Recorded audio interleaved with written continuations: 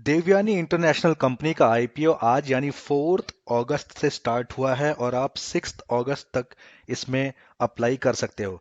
ये company India में KFC के स्टोर्स और पिज़्ज़ा हट के स्टोर्स ऑपरेट करती है। इस वीडियो में मैं आपको फालतू की चीज़ें बता के आपका टाइम वेस्ट नहीं करूंगा। वो सारी चीज़ें आप कहीं पे भी इजीली पढ़ सकते हैं, हर जगह नेट पे अवेलेबल है।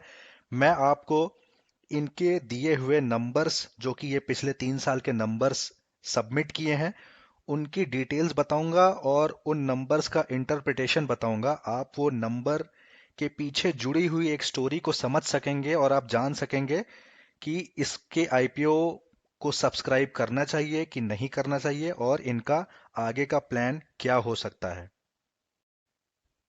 यहाँ पे मैंने आपको इनके नंबर्स की डिटेल्स बताई है जो इन्होंने सबमिट किया है। ये डिटेल्स क्रोर्स में है।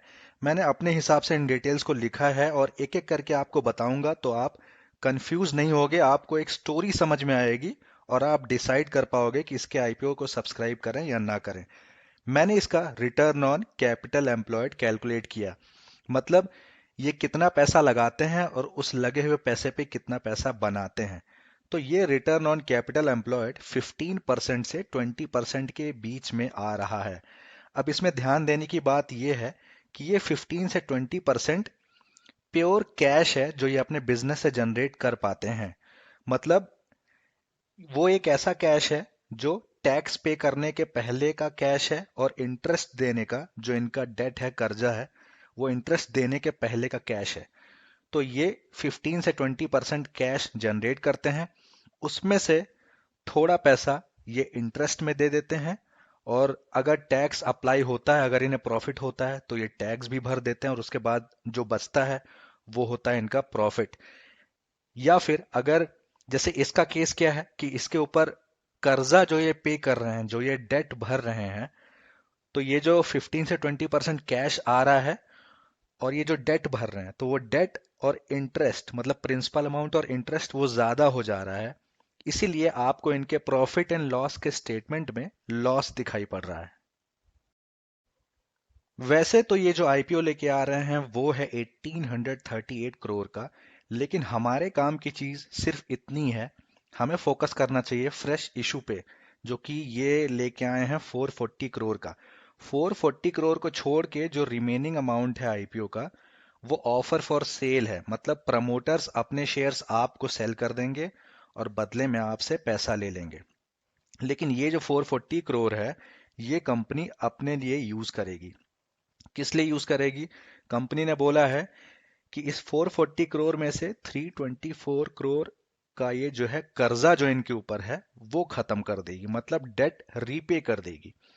लेकिन अभी इनके पास करंट बोरोइंग्स कितनी है, मतलब कितना कर्जा है इनके ऊपर? 359। तो देखिए, अगर ये 324 कर्जा पे करने में यूज करेंगे तो इनका लगभग पूरा का पूरा कर्जा खत्म हो जाएगा। तो अब आरओसी जो मैंने आपको 15 से 20% बताया था, तो ये जब कर्जा ही जीरो हो जाएगा तो ये जो 15 से 20% कैश जनरेट करेंगे वो पूरा का पूरा शेयर होल्डर्स का हो जाएगा। मतलब ये है कि अभी ये जो 15% कैश जनरेट करते थे, उसका ज्यादा से ज्यादा पैसा डेट पे करने में ही चला जाता था। लेकिन अब क्योंकि डेट जीरो हो जाएगा तो वो पूरा का पूरा पैसा बचेगा। तो उस पैसे में से कुछ पैसा आपको डिविडेंड के रूप में मिल सकता है। और कंपनी के पास अगर आगे ग्रोथ का बहुत ज्यादा प्लान होगा तो वो सारा का सारा पैसा ग्रोथ में लगाएगी, या फिर आपको थोड़ा सा पैसा एज अ डिविडेंड दे देगी और रिमेनिंग पैसा ग्रोथ में लगाएगी। अभी लास्ट 3 ईयर का जो इनका कैश जनरेशन मैंने देखा है वो लगभग फ्लैट था। उसका रीजन ये भी हो सकता है कि क्योंकि इनके ऊपर डेट था तो ये अपने प्रॉफिट का सारा पैसा तो डेट पे करने में लगा रहे थे, तो ये बेचारे ग्रो करते कैसे? लेकिन अब जब डेट जीरो हो जाएगा तो इनके पास खूब सारे ऑप्शंस बचेंगे कि ये जो एक्स्ट्रा पैसा है वो कहाँ लगाना है, कितना डिविडेंड देना है।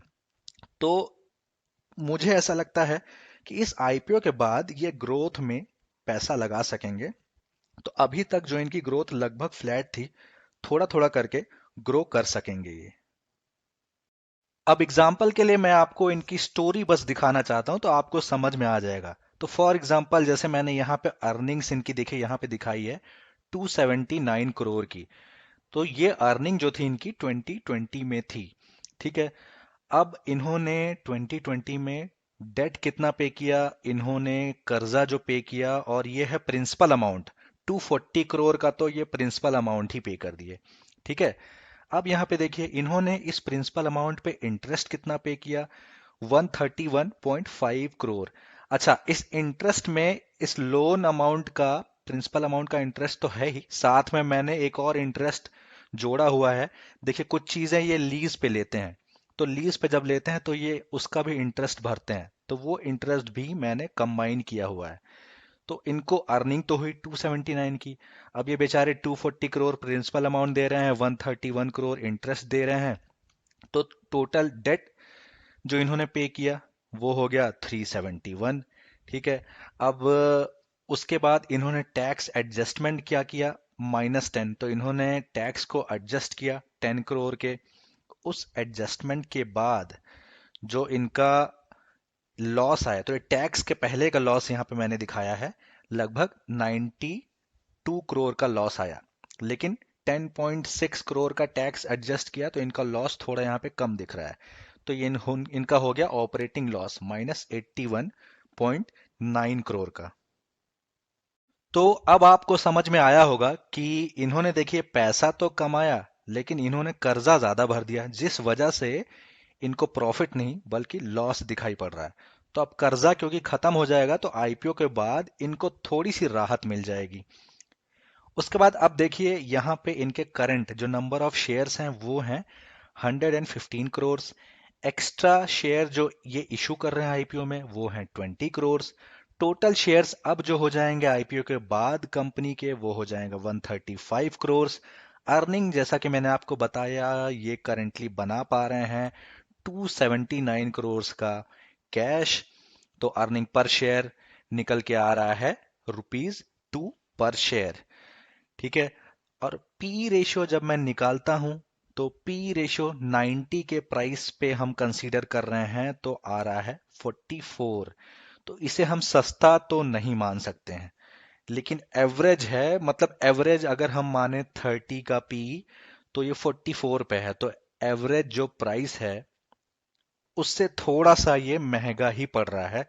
मैं इसे सस्ता तो नहीं बोलूंगा। इस वजह से आप लिस्टिंग गेन के लिए इसको ले सकते हो, और अगर आप लॉन्ग टर्म के लिए इसे लेना चाहो तो थोड़ा सा अमाउंट लगा सकते हो लॉन्ग टर्म के लिए।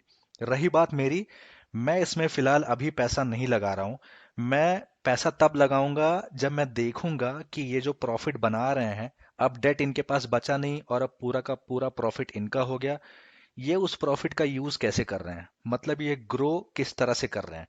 जब मुझे लगेगा कि ये अपने प्रॉफिट का अच्छा खासा पैसा ग्रोथ में लगा रहे हैं और अच्छे से ग्रो कर पा रहे हैं, तब मैं इनके शेयर्स खरीदूंगा। लेकिन मैं इस कंपनी को ट्रैक करता रहूंगा। अब ये है इनकी थोड़ी सी बेसिक डिटेल्स जो आपको हर जगह मिल जाएगी, इंटरनेट पे हर जगह, यूट्यूब पे भी आपको खूब सारे वीडियोस मिल जाएंगे कि ये केएफसी, पिज़्ज़ा हट और कोस्टा कॉफ़ी का जो स्टोर्स है वो ऑपरेट करते हैं इंडिया में, और जो इनका आईपीओ का प्राइस रेंज है वो है ₹86 से 90 पर शेयर। ये रेस करेंगे ₹1838 करोड़ आईपीओ से, जिसमें से फ्रेश इशू होगा जैसा कि मैंने आपको बताया ₹440 करोड़ का, और उसमें से ₹324 करोड़ ये यूटिलाइज करेंगे डेट पे करने में। इनका आईपीओ जो है वो आज यानी 4 अगस्त से स्टार्ट हुआ है, 6 अगस्त तक आप इसको अप्लाई कर सकते हैं। नंबर ऑफ शेयर्स मतलब लॉट साइज जो आपको खरीदने पड़ेंगे वो होगा 165 शेयर्स, और आप 90 के प्राइस पे खरीदेंगे तो आप टोटल जो अमाउंट आपको लगानी पड़ेगी वो आप 90 इंटू 165 कर देंगे तो वो टोटल अमाउंट ऑटोमेटिकली निकल के आ जाएगी। ये था एक छोटा सा अपडेट देवयानी इंटरनेशनल आईपीओ से रिलेटेड, और इसी के साथ मैं ये वीडियो समाप्त करता हूँ। Thank you for watching this video. Bye bye.